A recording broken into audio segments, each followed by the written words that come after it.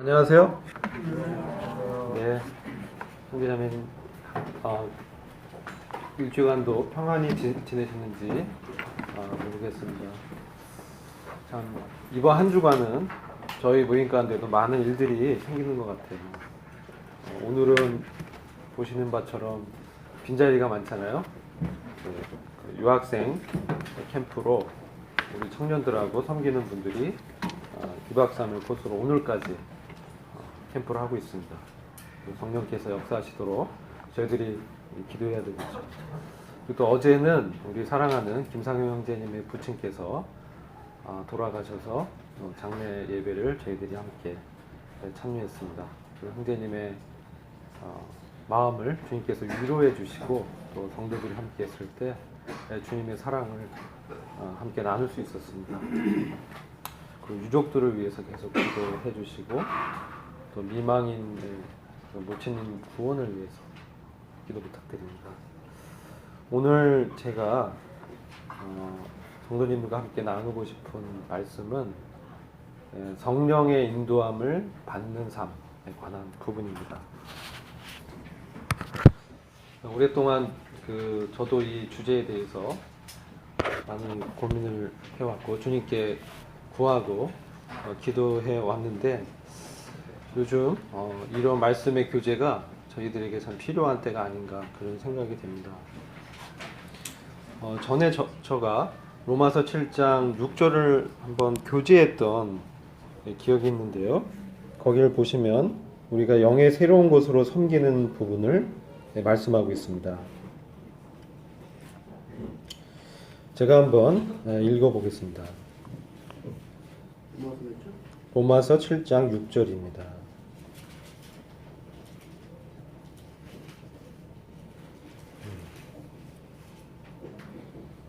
찾으셨죠?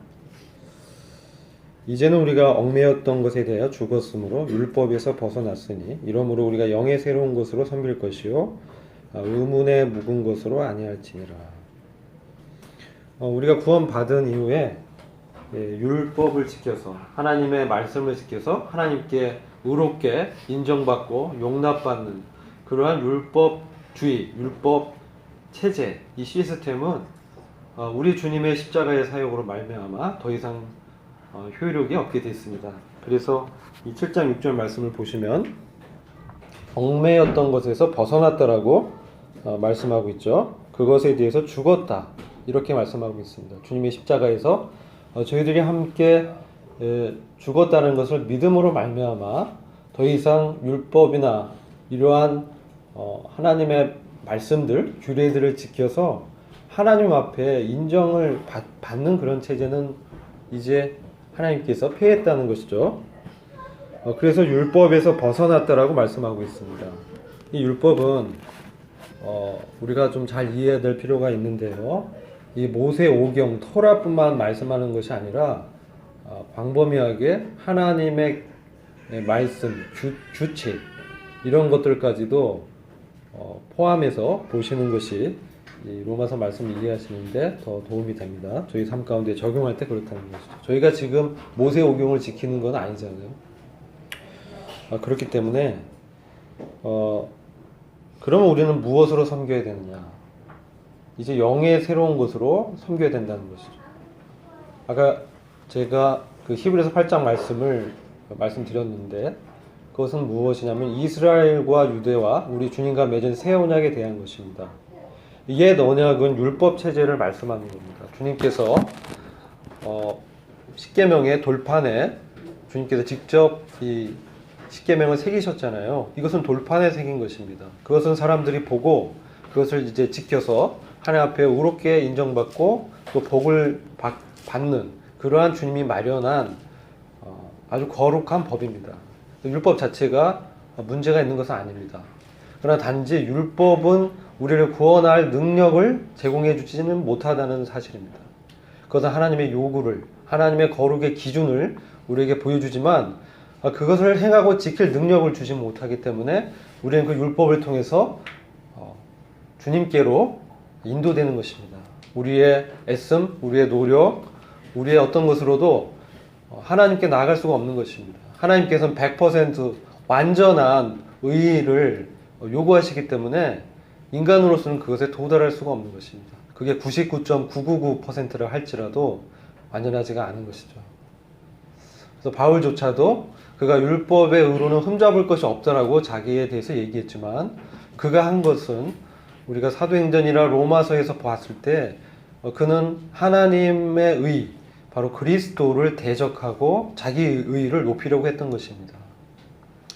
그것은 자기를 드러내고 자기가 지켜서 의롭게 되려고 했던 것이죠. 이것은 옛 언약 안에 있는 것입니다. 이것은 율법 안에 있는 것입니다.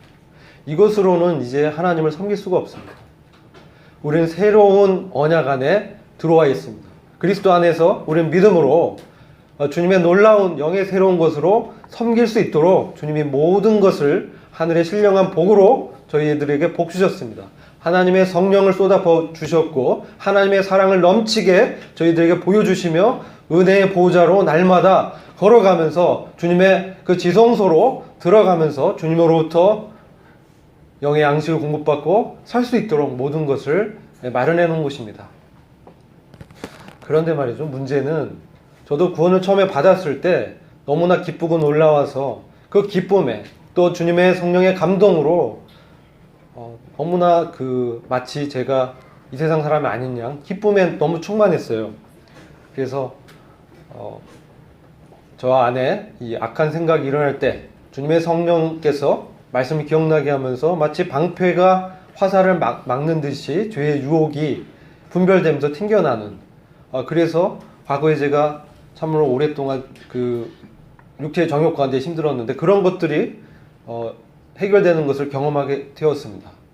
그런데 신앙생활을 해 나가면서 10년이 지나고 또 결혼하고 아이도 낳고 직장생활을 하면서 어느덧 저의 이 생활이, 신앙생활이 종교화되어 가는 것을 보게 되었습니다. 종교는 무엇입니까?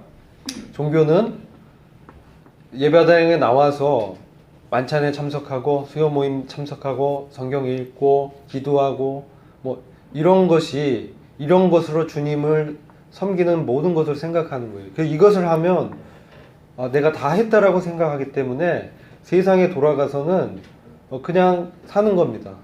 처음에는 그것이 유지가 됐는데 시간이 흐를수록 제 안에 있는, 정말 제가 없어졌다고 생각했는데 이 안에 놀라운 죄덩어리가 여전히 있음을 이제 알게 됐죠. 도저히 해결될 수 없는, 아무리 저의 몸에 붙어있는 지방처럼 떨어뜨리려고 아무리 해도 잘 떨어지지 않더라고요. 그런 고통 가운데 있었습니다. 그래서 이 로마서 7장을 보시면은 이 바울이 구원받은 이후에 그가 주님을 자신의 옛것으로 섬기려고 노력했지만 여전히 발견되는 것은 공고한 그의 심령 가운데서 해방자 되신 주님을 바라볼 수밖에 없다라는 것을 다시금 깨닫게 되었습니다.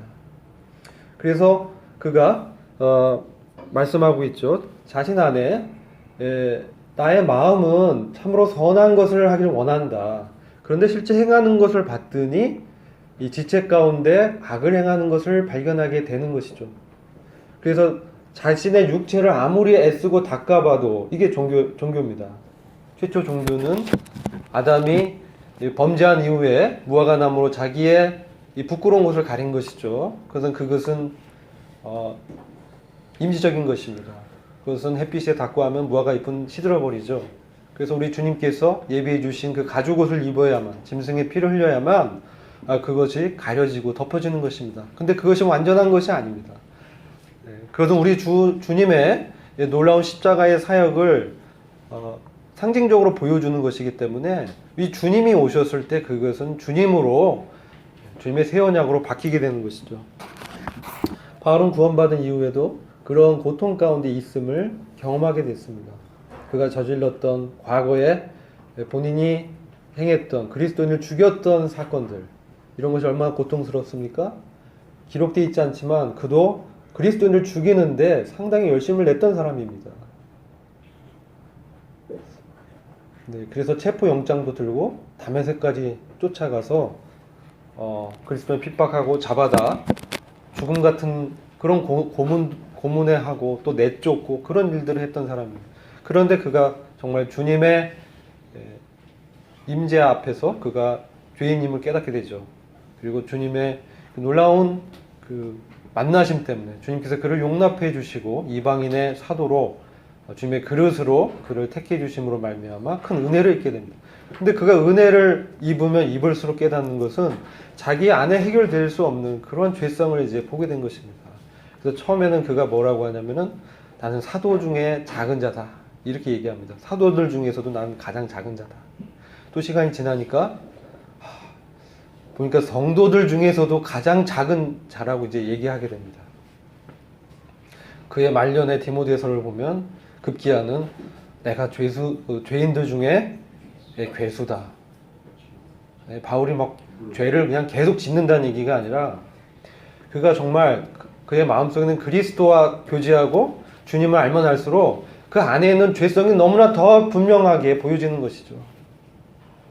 해결할 수 없는 죄성, 오직 예수 그리스도 안에서만 그 주님의 죄의 권세에 해방시키는 그 놀라운 능력으로만 그가 거기서 벗어날 수 있는 것이지 자기 스스로의 노력으로는 도저히 해결할 수 없었던 것입니다. 그래서 그것을 고백하면서 그가 구원자를 이제 찾는 것이 이 7장에 이제 기록되어 있죠. 그러면서 그가 오라 나는 공고한 사람이로다 이 사망의 몸에서 누가 나를 건져내랴 우리 주 예수 그리스도로 말미암아 하나님께 감사하리로다. 그는 급기야 이 우리 주님으로 말미암아 하나님께 감사하는 그런 마음을 갖게 됐습니다. 그의 마음 가운데 자기로서는 할 수 없지만 바로 주님으로 말미암아서 모든 것을 해결하셨다는 것을 해방시키신 우리 주님을 그가 주목하게 되었습니다. 그래서 그동안은 자기에게 집중되고 이에서 로마서 7장은 나라는 말이 많이 기록되어 있습니다.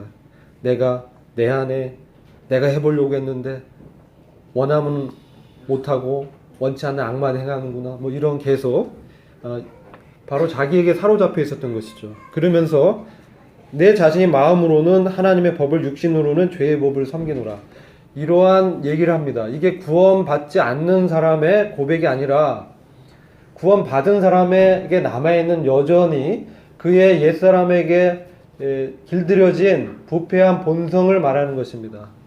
그것이 이 죄의 법이 육신으로는 그것을 섬긴다는 거예요. 근데 새로운 본성, 새 사람은 그 안에 주님이 보여주신 선, 구원, 그 생명을 하나님의 법을 쫓기를 원한다는 겁니다. 근데 여전히 갈등 가운데 있는 그것을 말씀하고 있습니다. 그러면서 이제 로마서 8장에서 그가 그리스도 예수 안에 있는 자에게는 결코 정죄함이 없다라고 말씀합니다. 왜? 율법은 정죄하기 때문에 그렇습니다. 율법은 정죄합니다. 율법주의의 특징은 비교합니다. 그래서 내가 어느 정도 잘했으면 내가 80% 정도 잘한 것 같다. 그러면은 70%, 60% 정도 하는 사람에 대해서는 판단하고 비판하게 됩니다. 근데 그것을 잘못했다는, 왜냐하면은 주님께서 그것이 역사하시는 모든 것이 주님의 은혜이기 때문에 우리는 주님의 눈으로 이제 바라봐야 된다는 것이죠. 그렇게 봤을 때는 그리스도 예수 안에 있기 때문에 결코 정죄함이 없다라고 말씀하고 있는 것입니다. 그러면서 이 생명의 성령의 법이 죄와 사망의 법에서 너를 해방하였다라고 말씀하고 있습니다. 이렇게 바울이 복음을 전했는데요. 은혜로 말미암은 복음을 전한 것입니다. 근데 이 갈라디아서를 보면 우리가 놀라운 것을 이제 발견하게 되죠. 안타까운 사실인데 갈라디아서 3장 2절 잠시 보시겠습니다.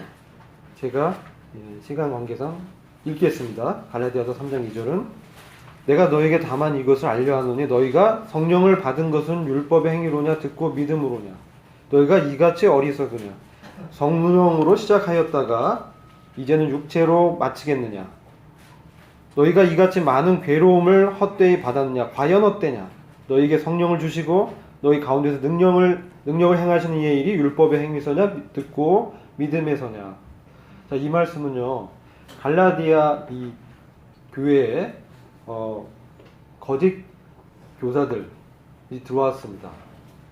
그들은 자신들이 거짓되다고 생각지 않았겠죠. 그렇지만 그들은 할례를 행해야 된다고 이제 가르친 것입니다. 율법을 지켜야 너희 구원이 완성이 되는 것이야. 십자가의 그 보혈과 주님을 믿는 믿음으로만은 부족해. 이렇게 얘기를 한 것이죠. 그럴듯하게 들립니다. 뭔가 행해야 된다는 어떤 부담감을 느끼게 되는 거죠. 그렇게 하다가 보니까 이제 그것에 얽매이게 되면서 어떻게 됩니까? 오히려 좌절하고요. 패배감을 느끼고 영적으로 무기력한 상태에 빠지게 되는 것입니다. 이것은 율법이 그런 역할을 하기 때문에 그렇습니다. 그럼 아무리 자기가 지키려고 해도 안 되는 것이기 때문에 그렇습니다. 근데 다시 그렇게 돌아가려고 하는, 돌아가서 그런 일들을 행하는 일들이 발생하는 거죠. 우리도 우리가 의롭게 되고 용서함 받고 주님께 용납받는 것이 온전히 하나님의 은혜인 것입니다. 이것은 말씀을 듣고 믿음으로 말미암아 우리 안에 하나님께서 행하신 것입니다. 그런데요, 이제 주님을 닮아가는, 소위 성화라고 하죠. 거룩해지는 그런 부분에 있어서 다시 자기의 열심을 내는 것입니다. 구원의 완성을 그리스도란 기초에서 다시 벗어나서 뭔가를 함으로써 그걸 달성해 보려고 하는 것입니다. 이것이 다시 성령으로 시작했다가 육체로 마치는 그런 일인 것입니다. 그러니까 그리스도 안에서 우리가 주님을 섬기고 봉사하는 게 잘못됐다고 하는 것을 말씀드린 게 아닙니다. 그것을 통해서 자기가 의로워지려고 하고 또 주님으로부터 인정받으려고 하고 비교하고 정죄하는 것. 근데 그것의 이 결말은 뭡니까? 좌절과 실패감과 오히려 영적 무기력에 더 심한 그런 좌절감, 침체 속에 빠지게 되는 거죠. 저도 이것을 10년 동안 경험했어요. 근데 몰랐는데 그렇게 해야 되는 줄 알았습니다. 열심히 하고 했는데 안 되는 거예요. 내 안에 보니까 사랑하는 마음이 없더라고요. 누굴 용서하는 마음이 없고 비교하고 다투고 경쟁하면서 이기려는 마음이 있지, 정말 용납하면서 사랑하는 주님의 성령의 열매가 나타나지 않는 것이죠. 부분적으로 간헐적으로 나타납니다. 그래서 우리가 놀라운 집회 가운데서 정말 뛰어난 강사의 말씀 듣고 이렇게 마음이 잠시 이렇게 뜨거워지고 찬양 들을 때도 그렇고 뭐 그럴 때가 있습니다.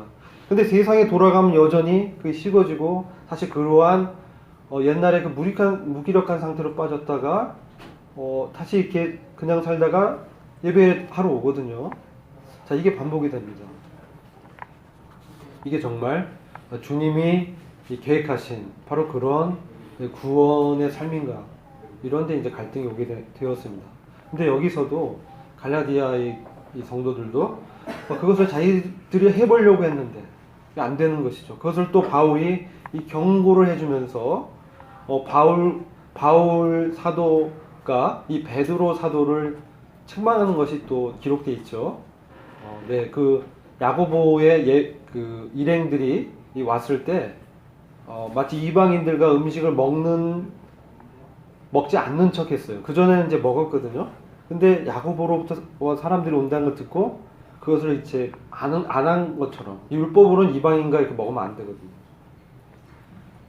근데 그렇게 다시 돌아가게 되는 거예요. 그러니까 바울이 정말 그 면박을 줬습니다. 책망하면서 너가 어떻게 그럴 수가 있느냐.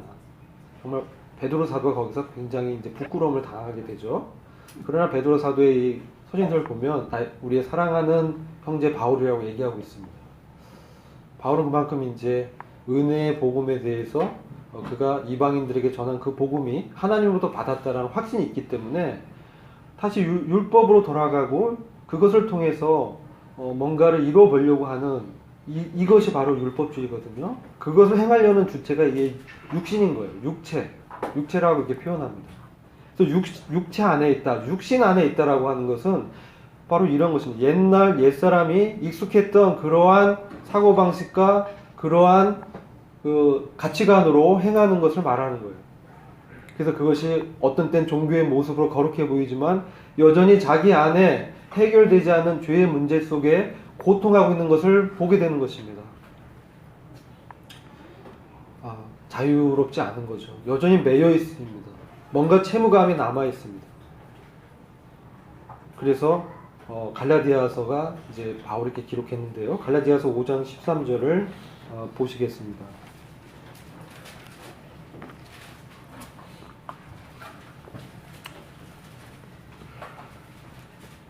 5장 13절 형제들아 너희가 자유를 위하여 부르심을 입었으나 그러나 그 자유로 육체의 기회를 삼지 말고 오직 사랑으로 서로 종노릇하라. 온 율법은 내 이웃 사랑하기를 내 몸같이 하라 하신 한 말씀에 이루었나니. 자, 우리가 자유를 위하여 부르심을 입었는데 다시 무언가를 지킴으로 내 자신을 의롭게 하려는 그런 율법주의에 이제 빠지는 것에 대해서 바울이 다시 우리의 부르심을 환기시켜 주는 것이죠. 이 자유는 어떤 자유입니까? 진리가 너희를 자유케 하리라. 죄의 권세에서 우리 주님이 부활로 말미암아 십자가에 죽으시고 부활하심을 말미암아 죄의 권세가 행하는 그러한 사망의 세력에서 우리를 해방시킨 것, 이것을 말씀하잖아요. 근데 이것은 방임은 아니라는 것입니다. 이것은 방임으로 죄에 대해서 자유롭게 이렇게 행하는 것은 아닙니다. 이 자유는 오히려 주님을 더 적극적으로 섬길 수 있도록 죄의 권세에서 해방된 것을 말씀하는 것입니다. 이제 우리는 양심이 깨끗게 됐기 때문에, 온전케 되었기 때문에 주님을 섬길 수 있게 됐습니다. 그것이 어떻게 됐냐면 우리 안에 찾아오신 바로 보혜사 성령님으로 말미암아 가능하게 된 것입니다. 그래서 우리는 오늘 이 시간은 성령을 쫓는 삶, 성령의 인도함을 받는 삶에 대해서 시간이 허락하는 때까지 교제하고자 하는 것입니다. 그래서 이 13절에 보면 이 육체의 기회를 삼지 말아라. 육체. 다시 옛날의 생활 방식, 옛날의 가치관. 네. 이 육체에는 여러 가지로 나타납니다. 육체의 일은 현저하니 이 성적인 일, 범죄들, 그 다음에 사회 관계에서 나타나는 여러 그 죄의 습성들, 그 다음에 종교적인 그 안에서 나타나는 우상 숭배와 술수들, 또 술에 이렇게 빠지는 문제, 방탕한 문제들이 이렇게 기록되어 있습니다. 이런 것들이 육체의 일이 현저한데요. 정말 드러나지 않는 그러한 그 종교적인 일도 있습니다. 이게 율법주의인데 이것들이 있으면 이제 다시 내가 뭔가를 지켜서 하나님께 인정받으려고 하는 거예요. 다시 말씀드리지만 우리가 선한 소원을 두고 주님을 섬기는 것을 말하는 게 아니에요. 이것을 통해서 지배하려고 하고 정죄하고 판단하는 그런 것을 경계하는 것입니다. 그것은 우리가 율법주의에 떨어지면 그런 증상이 나타나기 때문에 그렇습니다. 그리고 이 사랑으로 서로 종노릇하게 되는, 이것은 우리 주님께서 교회에 베푸신 그 은사를 통해서 우리가 성도를 서로 사랑하고 서로 섬기는 부분을 말씀하는 거죠. 그리고 14절 보시면 이 말씀이 아마도 바울이 무너졌던 말씀이라고 생각됩니다. 온 율법은 내 이웃 사랑하기를 내 몸같이 하라 하신 한 말씀에 이루었나니. 이 사랑하는 부분에서 바울이 실패한 거죠. 그는 자기를 이렇게 내세우고 자기의 의의를 내세움으로 하나님께 인정받는 것을 추구했습니다. 그게 하나님을 사랑하는 것으로 생각했지만 그렇지 않은 것이었죠. 겸손히 주님 앞에 주님의 뜻을 분별하고 정말 이웃을 사랑했다면 그렇게 했겠습니까? 자기 열심이었죠. 그래서 이런 것들을 이제 바울이 얘기하면서 자기를 이렇게 돌아보는 것이죠. 16절 보면 내가 이르노니 너희는 성령을 쫓아 행하라. 그러면 육체의 욕심을 이루지 아니하리라. 육체의 소욕은 성령을 거스리고 성령의 소욕은 육체를 거스리나니 이 둘이 서로 대적함으로 너희의 원하는 것을 하지 못하게 하려 함이니라. 너희가 만일 성령의 인도하신 바가 되면 율법 아래 있지 아니하리라. 자, 이걸 보면요, 만일이라고 얘기하고 있어요. 만일 너희가 성령의 인도하시는 바가 되면, 네, 그렇지 않을 수 있다는 걸 깔고 있잖아요. 우리 안에 육체의 소욕도 있고 성령의 소욕이 서로 거스리면서 전쟁하는 것입니다. 서로 대적하고 있는 것입니다. 그래서 이 육신의 생각을 쫓아가게 될 수도 있고 성령의 생각을 쫓아갈 수도 있는 거예요. 이것이 끊임없이 지속되기 때문에 말씀하는 거죠. 언제까지요? 주님 오실 때까지. 이 전쟁은 계속됩니다. 이 전쟁이 없고 나는 완전하다, 이것은 문제가 있는 것이죠. 분명히 이것은 계속적으로 일어나기 때문에 우리가 주님과 깊은 관계 속에서 주님께 겸손히 나가지 않는다면 나는 높은 지위에서 높은 자리에서 남을 판단하고 또는 범죄한 가운데 떨어질 수 있다는 것입니다. 그런데 선즉 주의하라고 했어요. 넘어지기 때문에. 그렇다면은 우리가 성령의 인도하시는 바가 되면 율법 아래 있지 아니하리라.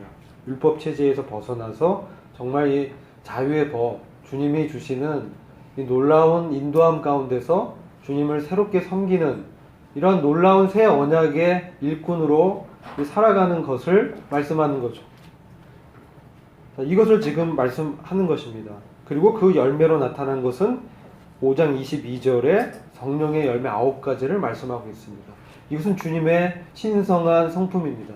주님의 신성한 성품이 사랑과 희락과 화평과 오래 참음과 자비와 양선과 충성과 온유와 절제니 이 같은 것을 금지할 법이 없느니라. 주님의 신성한 성품이 성령의 열매로 맺혀지는 것입니다.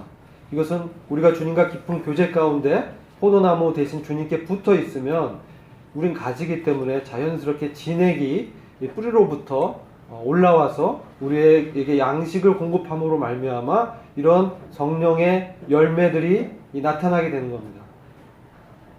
그래서 왜 성령의 인도하시는 바가 우리에게 나타나지 않는 것이냐? 여기에 있어서 우리가 만일 이러한 상태에 빠지는 거죠. 성령의 인도함 가운데 있지 못하는 그러한 상태가 우리에게 일어날 수 있다는 것입니다. 이것을 이제 우리가 경계해야 되는데, 우리는 어느 순간 주님을 열심히 섬긴다고 하면서 나갈 때 자칫 잘못하면 우리의 육체로 행하는 이런 상태가 나타날 수 있는 것입니다. 그래서 우리가 성령의 음성에 민감해야 됩니다. 자, 우리가 성령의 음성이 들리지 않는 이유가 뭘까요?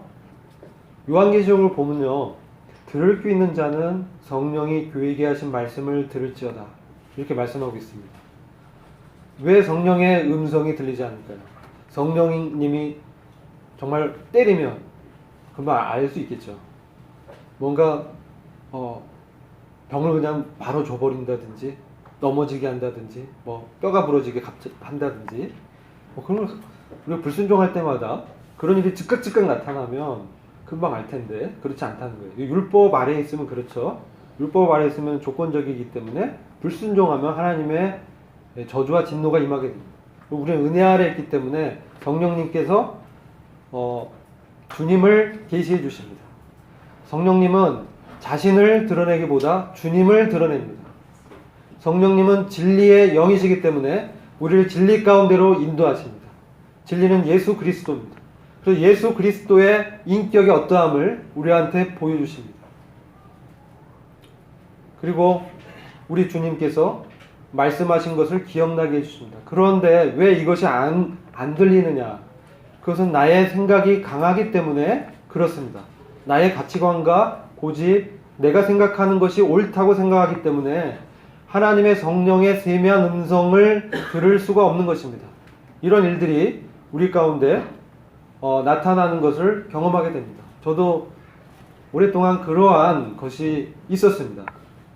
그런데 주님께서 계속 그런 부분들을 지적하시고 넘어지고 지적하고 하는데, 저는 계속해서 그것을 해결해 달라고 주님께 기도했습니다. 주님, 왜 이것이 해결되지 않습니까? 주님, 제가 정말 주님을 사랑하고 섬기고 싶은데 이게 왜 잘 안 됩니까? 주님, 정말 이 문제를 해결해 주시기 원합니다. 얼마나 기도했는지 몰라요. 근데 계속 넘어지는 거예요. 정말 못 살겠더라고요. 지난번에도 제가 간증드렸는데 정말 그때는 교회를 떠나고 싶었어요. 왜냐면은 교회 와서 일꾼으로 일을 하죠. 또 수요 집회 참석하죠. 말씀도 나누죠 하는데 내 안에 그러한 죄의 권세가 해결되지 않는 거예요. 계속 다퉜어요. 이겨보려고. 그런데 이제 알게 됐죠. 난 비참한 사람이라는 걸 알게 됐습니다. 아무리 정말 이겨보려고 했는데 이길 수가 없었어요. 나 정말 비참하구나. 내 안에 아무것도 없구나. 정말 내 육체는 개선될 여지가 전혀 없는 죄덩어리구나. 이걸 알게 됐어요. 포기했어요. 정말 포기했어요. 이거 정말 안 되는구나. 주님, 어떻게 해야 됩니까? 주님, 제가 어떻게 해야 됩니까? 그랬을 때 여러 이 형제님들을 통해서 그들이 하는 말씀을 이렇게 듣게 되고 그 뭔가 이렇게 눈에서 비늘이 이렇게 떨어지는 나간 것처럼 깨닫게 됐어요. 그동안 나 정말 열심히 했는데 정말 내가 내 열심으로 했구나. 그걸 알게 됐어요. 그래서 그것을 이제 주님께서 보여주시고 주님의 영광이 어떤 것인지, 주님이 얼마나 존귀하신 분인지, 주님은 정말 우리를 인격적으로 대하시면서 얼마나 인내하시는지, 그분의 이 긍휼이 풍성하심과 우리의 연약함을 체휼하시며 얼마나 큰지. 그래서 정말 주님의 그 율법으로 보면 벌써 죽었어야 되는데 주님께서 용납하시고 기다려주고 있다는 것을 깨달았어요. 그리고 그것이 정말 제가 주님을 닮아가는 그런 것들이 제 노력으로 하는 것이 아니라는 것을 보게 됐어요. 안 되는 것을 알게 됐어요. 저는 이게 되는 줄 알았어요. 하면 되는 줄 알았어요. 그래서 열심히 했는데 안 되는 거예요. 이 이중적인 삶이 나타나는 거예요. 그래서 직장에서 가면 이제 그런 것들이 나타나죠. 뒷담화하고 세상 사람들과 같이 이제 그런 뜻을 같이 하고. 근데 편안함이 없는데 그렇게 행하는 거예요. 능력이, 왜냐하면 그걸 듣지 않는 거예요. 안에 성령이 경고하면서 말씀해도 내 생각이 있고 내 육체의 관성이 강하니까 그 성령의 음성에 순종하지 않는 거예요. 들을 귀가 없는 거겠죠. 그런데 그렇게 하다가 이제 정말 이제 주님의 그러한 위대하심 앞에 얼마나 위대하신 분인가. 정말 주님이 이것을 말씀을 통해서 계시해 주셨어요. 근데 우리가 로마서 8장 6절 보면 육체의 생각은 사망이요 영의 생각은 뭐죠? 생명과 평안이니라.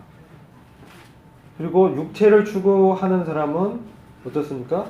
이 육체의 현저한 열매를 맺을 수밖에 없지만 성령을 쫓아 행하게 되면 율법의 요구를 이루게 된다. 이렇게 기록되어 있잖아요. 그러니까 결국은 제가 제일 문제였어요.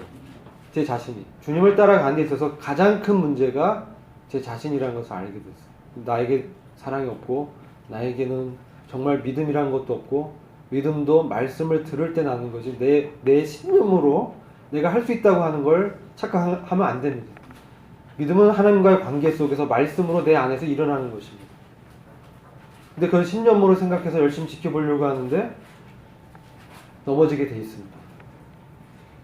바울이 그것을 경험한 거예요. 그래서 그리스도 예수 안에 있는 이 생명의 성령의 법에서 이 말씀하면서 영의 생각은 생명과 평안이니라. 이 말씀을 이제 묵상하게 됩니다. 이것은 두 가지로 우리가 볼 수가 있습니다. 하나는 영적으로 생각하는 것의 중요성을 우리에게 말씀하는 것입니다. 육체에 관해서 육체적으로 인간적으로 생각하는 것은 사망이고 우리가 영적으로 생각하는 것은 생명과 평안이다. 영의 생각에 우리의 마음을 두고 그것을 추구하는 것, 이렇게 볼 수 있는 부분이 있고, 다른 한편은 바로 하나님의 성령에 내가 속하는 것, 이렇게 볼 수 있습니다. 왜냐하면 이 생각이란 말은 속하다란 뜻입니다. 속하다. 이 마음, 생각은 헬라 원어로 속하다란 뜻이에요. 그래서 이 성령에 속하면 그 결국은 생명과 평안이다.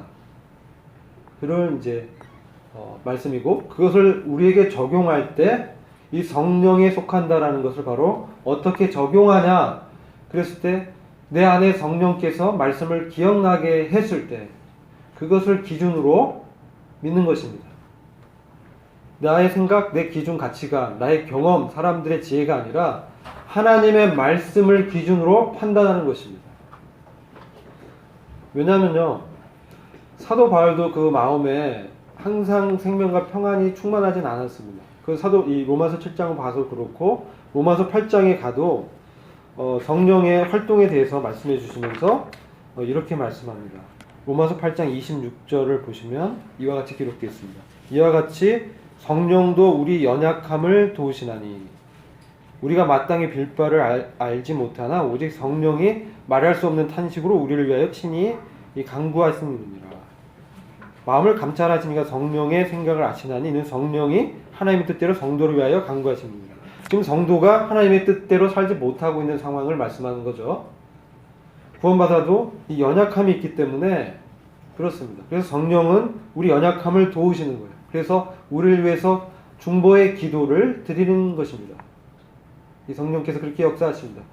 그래서 바울이 이것을 얘기했다는 것은 바로 영의 생각이 영을 쫓아 사는 삶이 생명과 평안이라는 말씀이 어떤 건지라는 것을 우리한테 보여주는 것입니다. 우리가 성령의 인도하심을 받는다고 해서 우리 안에 갈등이 전혀 없고 우리의 넘어짐이 없고 우리의 연약함이 전혀 없는 그런 것이 아니라는 거예요. 우리는 과정에 있습니다. 우리는 거듭나서 태어나면 이제 주님을 닮아가게 됩니다. 그래서 빌립보서 2장 12절 말씀에 매우 중요한 말씀이 기록되어 있습니다. 같이 보시겠습니다.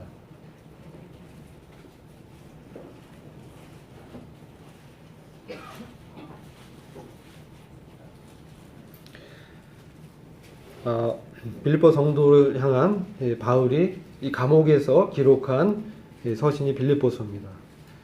빌립보서 2장 12절 13절을 읽겠습니다. 그러므로 나의 사랑하는 자들아 너희가 나 있을 때뿐 아니라 더욱 지금 나 없을 때에도 항상 복종하고 두렵고 떨림으로 너희 구원을 이루라. 13절 너희 안에서 행하시는 이는 하나님이시니 자기의 기쁘신 뜻을 위하여 너희로 소원을 두고 행하게 하시나니. 이것은 두 가지를 말씀하고 있습니다. 바로 우리가 이와 같이 바울과 같은 사도가 없는 그런 상황에서 빌립보 성도들이 없을 때도 복종하고 두렵고 떨림으로 너희 구원을 이루라. 이것은 구원의 과정을 얘기하고 있습니다. 이것은 우리가 지옥에 안 가는 그 의롭게 여김받는 칭의를 얘기하는 것이 아니라 주님을 닮아가는 것을 말씀하는 것입니다. 이것은 우리의 일생을 거쳐서 우리 안에 전쟁이 있고 육체의 정욕과 이생의 자랑과 이런 것들과 전투를 하고 이 세상의 권력과 마귀의 세력과 영적인 전쟁을 하면서 주님의 일을 이 땅 가운데서 복음을 전하고 성도를 섬기고 또 몸된 교회와 함께 협력하고 이런 일들이 계속 있기 때문에 구원의 완성 과정을 말씀하는 것입니다. 그런데 이것은 우리의 어떤 할 바를 말씀해 주는 것이죠. 두렵고 떨림으로 자신을 살펴보라는 것입니다. 우리 안에 계시는 이가 너희 안에 행하시는 이는 하나님이시니. 그렇기 때문에 그렇습니다. 우리 안에 하나님께서 행하고 있기 때문에 우리는 두렵고 떨림으로 그 하나님께서 즉 성령을 통해서 우리에게 무슨 말씀을 하는지를 우리는 주목하고 봐야 된다는 것입니다. 그래서 주님의 기쁘신 뜻을 위해서 우리의 소원을 두고 행하게 할 때 그것에 대한 몸을 드리면 되는 것입니다. 그것에 내 몸을 때로는 내 육체가 강해서 하기 싫은 일들을 주님이 원하신다라는 것을 알 수가 있습니다. 그때는 내 몸을 쳐 복종하는 바울이 날마다 자기를 쳐 복종하는 그것을 말씀을 하지 않았습니까? 더욱더 믿음의 성장과 성숙된 그러한 과정을 말씀하고 있습니다. 그래서 우리 성령의 이 인도함을 말씀하는 거죠. 성령의 인도함 가운데 있으면 우리는 역으로 만일 우리가 성령의 인도함을 받지 않고 내 뜻대로 행하는 상태가 있을 수 있는 것입니다. 그런데 우리는 그때 그래서 나의 비참하고 공고한 상태를 경험할 때가 있는 것입니다. 그리고 때로는 그런 것을 통해서 우리 안에 있는 그 육신이 어떤 것인지 그게 죄고 내가 아니고 바로 옛 성품이라는 것을 분명하게 보게 하십니다. 그래서 하나님의 말씀의 검, 우리 에베소 6장에 보시면요 성령의 검이 있습니다. 이거 하나님의 말씀입니다. 그리고 요한계시록 1장에 보시면 7 촛대 등대들 가운데 행하시는 우리 주님이 나타납니다. 주님은 희고 긴 옷을 입으셨고 가슴에 금띠를 띠셨습니다. 저는 이 주님에 대해서 과거에는 심판주로만 생각했습니다. 왕, 주님의 권세만을 생각했습니다. 그런데 우리가 히브리서에 보면은 우리 주님은 멜기세덱의 반차를 쫓은 대제사장이십니다. 그것은 뭐냐면 왕과 제사장을 함께 하시는 분이라는 것입니다. 그런데 7 교회 가운데를 행하시면서 왕이시지만 제사장으로 불꽃 같은 두 눈으로 우리를 감찰하고 계신다는 것을 보게 됩니다. 그리고 그 입에는 이양검으로 말씀의 검이 있습니다. 이것은 무엇입니까? 양날을 가졌습니다. 양날 가진 검입니다. 이것은 세상을 향해서 이 검으로 악한 생각들을 판단하고 심판하는 것뿐만 아니라 내 안에서 역사하는 이 육신적인 생각과 이런 성령의 생각과 배치되는, 하나님 높이지 않고 나를 높이려고 하는 이런 생각들을 분별해냅니다. 감찰하고 분별해냅니다. 그래서 그것을 우리한테 적용해 주시는 것입니다. 그래서 우리 안에 행하시는 그 하나님의 뜻이 무엇인지 이것을 발견하게 되었을 때 우리는 생명과 평안 가운데 있게 되는 것입니다. 그래서 영적으로 생각한다는 의미가 그런 의미라는 것을 우리는 기억해야 됩니다. 때로 우리 감정이, 우리의 느낌이 불편하고 어려울지라도 정말 주님께 기도하고 그런 마음을 주신 주님을 바라봤을 때 주님의 뜻이 무엇인지를 알려주십니다. 근데 대개 경우 이런 것을 이제 하지 않고 내 육체로 행하게 되고 내 열심으로 하게 되면은 어떻게 되겠습니까? 공고함이 차고 이게 일이 잘 해결 안 되고 벽에 부딪힙니다. 실패하고 좌절하게 됩니다. 그것은 그 결국은 사망입니다. 그것은 하나님과의 관계가 단절된, 더 이상 하나님과 깊은 교제 가운데 들어가지 못하는 것입니다. 제가 이거 굉장히 오랫동안 이런 가운데 있었습니다. 그게 하나님 섬기는 줄 알았어요. 근데 오히려 그런 내 마음은 더 공고하고 무기력하고, 그러니까 어때요? 위선적으로 행하게 돼요. 안 그런 것처럼. 그러니까 예배당에 오면은 막 거룩하게 찬양 들고 하지만 그의 마음은 공고한 것입니다. 주님과 교제가 없기 때문에, 주님과 교제가 막혀있기 때문에 그에게 생명의 능력의 역사가 나타나지 않는 것입니다. 자기 자신의 생각으로 행하기 때문에 그렇습니다. 이것을 내려놔야 돼요. 주님 앞에 그것을 고백하고 주님의 그 뜻이 무엇인지를 물어봐야 되는 것입니다. 그래서 주님께서 생명과 평안으로 인도하십니다.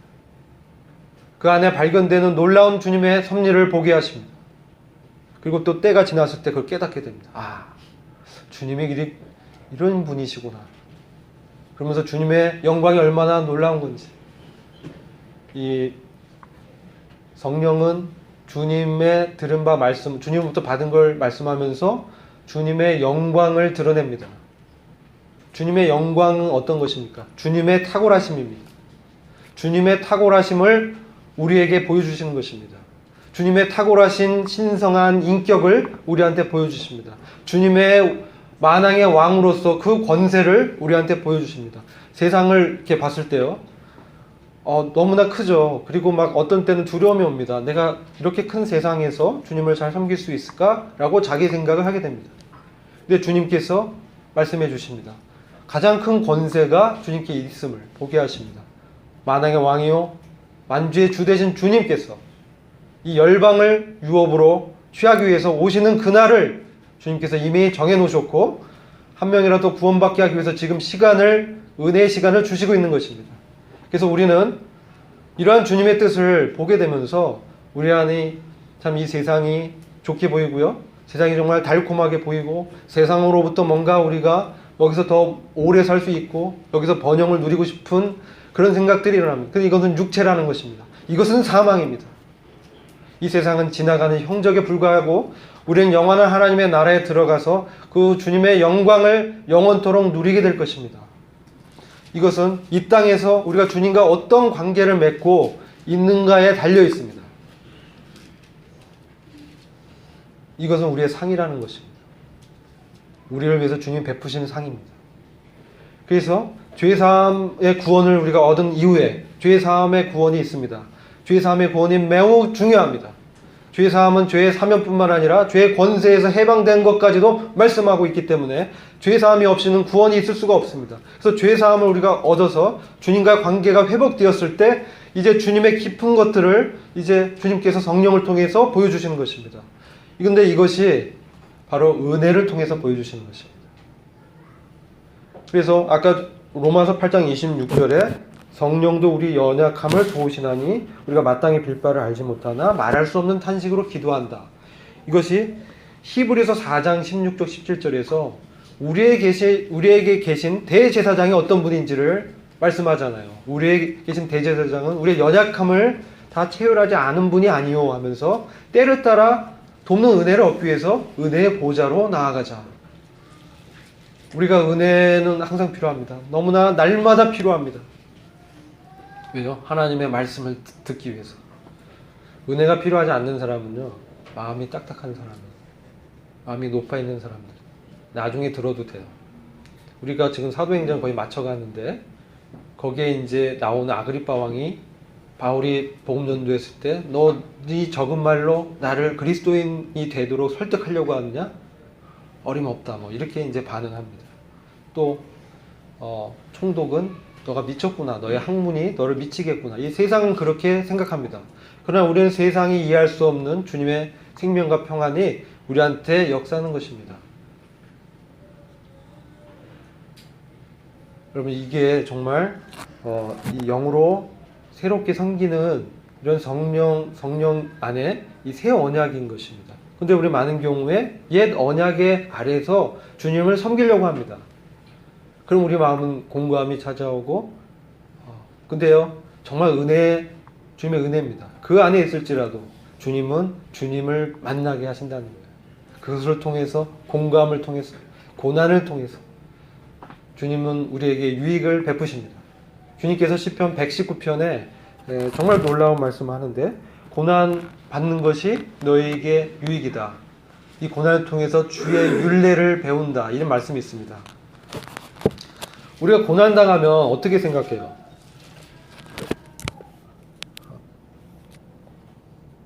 고난을 당하면요, 정말 하나님이 나를 벌 준다고 생각하지 않습니까? 이게 119편 71절이에요. 고난 당한 것이 내게 유익이라. 이로 인하여 내가 주의 율례를 배우게 되었나이다.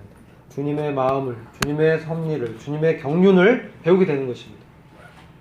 고난을 통해서 내가 정말 어떤 자인가, 반면 하나님은 얼마나 위대한가. 그래서 나로부터 시선을 주님께로 돌리게 하십니다. 왜 성령의 충만함이 나타나지 않습니까? 여전히 나에게 시선이 있기 때문에 그렇습니다. 내가 의지하는 게 하나님이 아니시고 주님이 아니고, 나의 생각과 말은 입술로 고백은 주로 고백하지만 실질적으로 삶 가운데 주님으로 실제적으로 섬기는 삶이 나타나지 않기 때문에 성령의 세미한 음성이 들리지 않습니다. 이것이 매우 중요합니다. 그래서 에베소서 3장 17절에 바울이 기도합니다. 속사람이 능력으로 너희를 강건케 합시고 믿음으로 그리스도께서 너희 안에 거하게 합시고. 이미 구원 받았는데 왜 주님의 거하게 해달라고 기도합니까? 라오디게아 교회에 주님이 문 밖에서 두드리십니다. 그걸 들고 열면 주님과 함께 교제하길 원하는 주님의 마음이 있잖아요. 우리가 주님을 믿은 이후에 어느새 이 종교화되기 쉽습니다. 옛 언약으로 다시 돌아가기 쉽습니다. 우리의 이 본성이 그렇습니다. 우리는 인과응보적인 본성을 갖고 있습니다. 그래서 이건 율법의 정신이고 체계입니다. 자꾸 그렇게 하려고 합니다. 그런데 우리는 그 주님은요, 주님의 생명의 성령에 보면 그걸 초월한 것입니다. 이 겉모습을 치장하는 것이 아닙니다. 우리의 내면을 변화시키시는 것입니다. 우리 내면에 주님의 생명을 공급함으로 정말 주님을 섬기게 합니다. 이것은 철저하게 내가 정말 아무것도 아니고 주님이 왕이시고 주님이 제사장이시고 중보자라는 것을 인식하고 경험할 때 내 안에서 정말 경험하게 됩니다. 주님은 그러한 경험으로 우리를 인도하시기 위해서 고난을 허락하십니다. 어려움을 주십니다. 그래서 고난을 당할 때는 이게 왜 일어났지? 왜 주님은 나만 미워하나? 이렇게 생각하기 쉽지만 그것을 통해서 주님을 더 의지하게 하십니다. 주님만이 정말 나의 주님이시고 왕이심을 고백하게 하십니다. 우리의 각오나 소원을 무시하는 게 아닙니다. 우리가 구원받을 때 그런 각오와 소원을 얘기합니다. 주님의 주되심과 왕되심을 각오하고 소원합니다. 근데 이게 정말 내 삶 가운데 실제가 되는 것은 다른 것입니다. 그래서 믿음에 우리가 이 성장해 가면서 주님을 경험을 통해서 주님 앞에 정말 엎드러지고 정말 주님의 말씀을 듣고자 하는 그를 들을 수 있는 자에게 주님께서 은혜를 통해서 베푸시는 것입니다. 그랬을 때 주님의 은혜 앞에서 다시 엎드러지는 것입니다. 나 같은 죄인을 받은 주님, 정말 주님 외에는 길이 없습니다. 주님만이 정말 저의 왕이십니다. 주님만이 정말 저의 주님이십니다. 내 생각과 나의 노력, 내가 잘하는 모든 것은 사실 주님 때문에, 주님으로 말미암은 것이었음을 깨달았습니다. 주님 참으로 감사를 드립니다. 저와 같은 자를 용납하시고 은혜로 대우하시며 기다려주신 주님을 찬양합니다. 주님께만 경배를 돌려드립니다. 주님께서 다시 오실 그 왕권을 사모합니다. 주님이 우리를 다스려 주시고 주님의 정의가 지배할 그러한 주님의 나라가 이 땅 가운데 임하기를 참으로 기다립니다. 참으로 주님만이 우리의 구원자시요 전능한 주님이심을 고백합니다. 이런 고백이 우리 안에서 참으로 일어나게 됩니다. 성령께서 그것을 일으켜 주시는 것입니다. 아멘. 그렇게 됐을 때 주님, 이 주님의 율례를 배우게 되었다라고 고백하는 것입니다. 그렇게 주님께서는 우리를 다루어 가시는 것입니다. 우리는 과정 가운데 있습니다. 그래서 주님의 영광에 찬송이 되게 하십니다. 그럼 우리는 이런 겸손한 가운데 바울 사도도 빌립보서 3장부터 보면요, 그 자신이 다 이루었다라고 얘기하지 않습니다. 그게 여전히 자기가 도달해야 될 목표가 있고 푯대가 있고, 빌립보서 3장 3절 한번 볼까요? 그가 아직 부족함을 그가 고백하고 있습니다.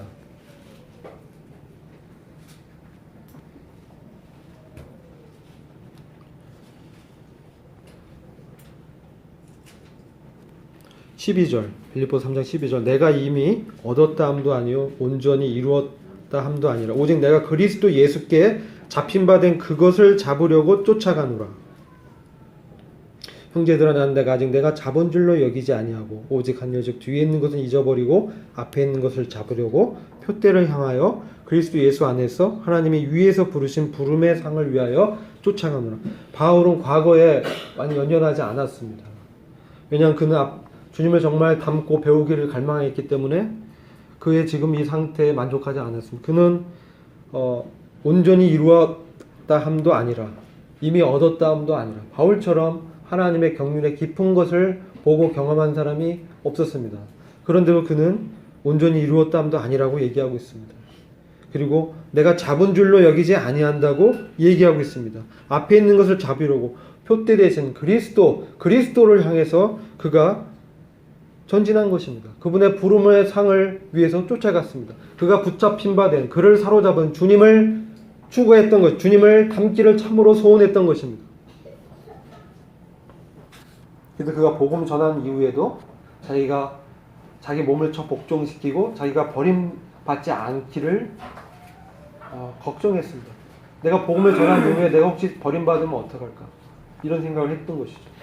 왜냐하면 은사와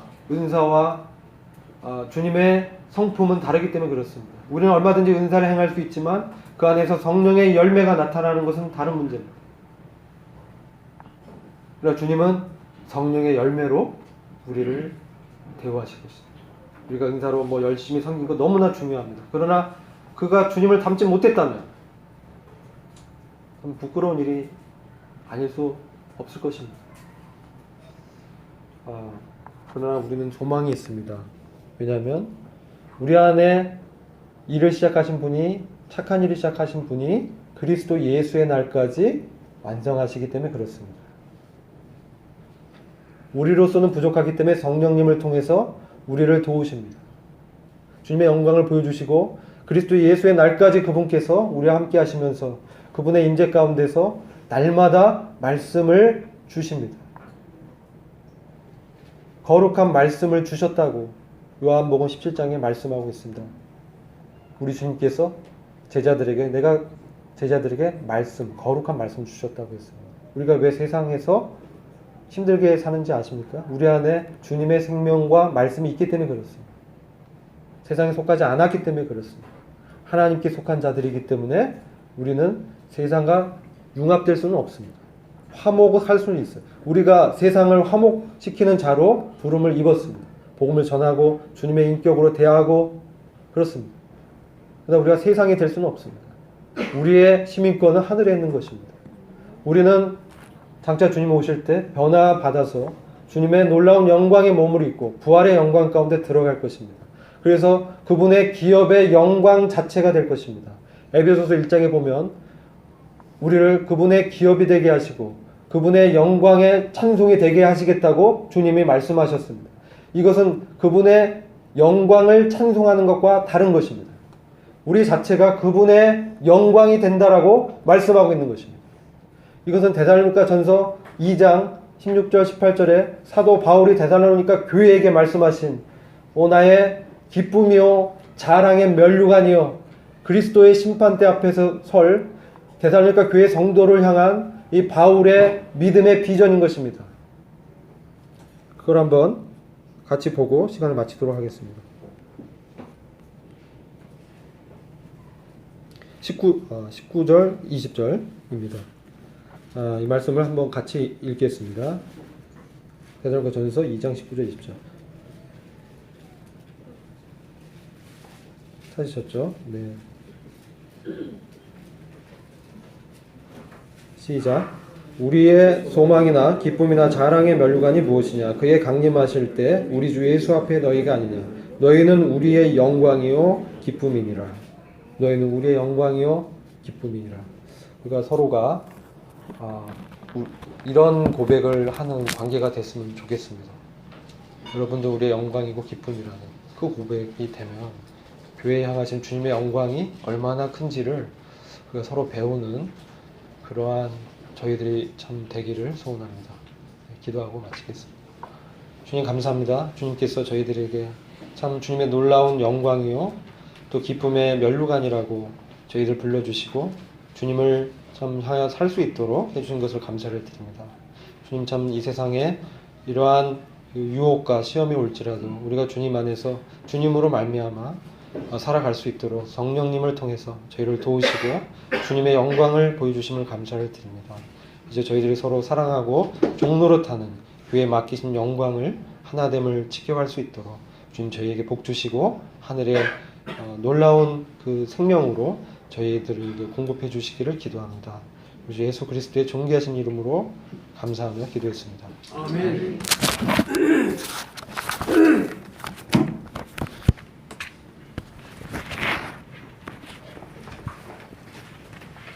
말씀 감사합니다.